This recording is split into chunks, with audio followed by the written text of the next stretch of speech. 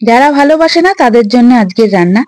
এইভাবে যদি একবার বিনস রান্না করে খাও, কথা দিচ্ছি বারবার কিন্তু খেতে ইচ্ছা করবে। ভাত কিংবা রুটি দুটোর সঙ্গেই দুর্দান্ত লাগবে। তার জন্য বিনসের দুদিকের মাথা কেটে নিচ্ছি, তারপর মাঝখান থেকে কেটে নিচ্ছি। একটু বড় বড় করেই বিনসটা রান্না করব। আবারও বলছি, যারা খেতে পছন্দ করে না তাদের জন্য কিন্তু আজকের রান্না।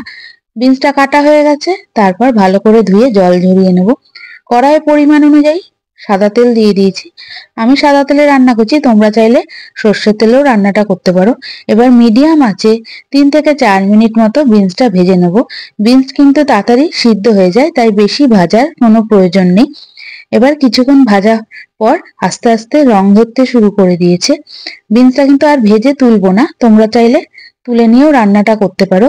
আমি বিনস ভাজার মধ্যেই দিয়ে দিচ্ছি একটা মিডিয়াম সাইজের পেঁয়াজ বেটে রেখেছিলাম, সেই পেঁয়াজ বাটা দিয়ে কিছুক্ষণ মতো নাড়াচাড়া করেছি। প্রায় 2 থেকে 3 মিনিট মতো রান্না করার পর এর মধ্যে স্বাদ অনুযায়ী লবণ দিয়ে দিলাম।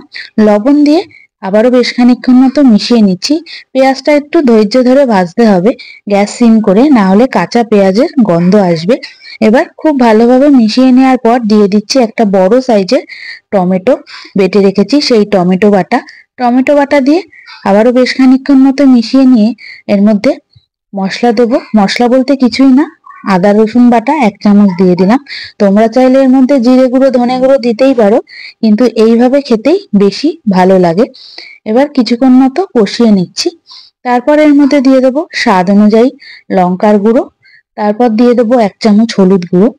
আর এইভাবে কারা কারা বিনস রান্না করো সেটাও কিন্তু আমাকে জানাবে। সাধারণত বিনস খেতে বাড়িতে অতটা কেউ পছন্দ করে না, তাই জন্য আমি এইভাবে রান্না করি। বিশ্বাস করো, সবাই কিন্তু চেটেপুটে বিনসের এই রান্নাটা খেয়ে নেয়। চাইলে তোমরা লম্বা লম্বা করে আলুও দিতে পারো। মিডিয়াম আছে 3 থেকে 4 মিনিট মতো কষিয়ে নিয়েছি। যখন তেল বার হতে শুরু করে দিয়েছে তখন এর মধ্যে দিয়ে দেবো 1/2 কাপ জল, কারণ বেশি জলের প্রয়োজন হবে না।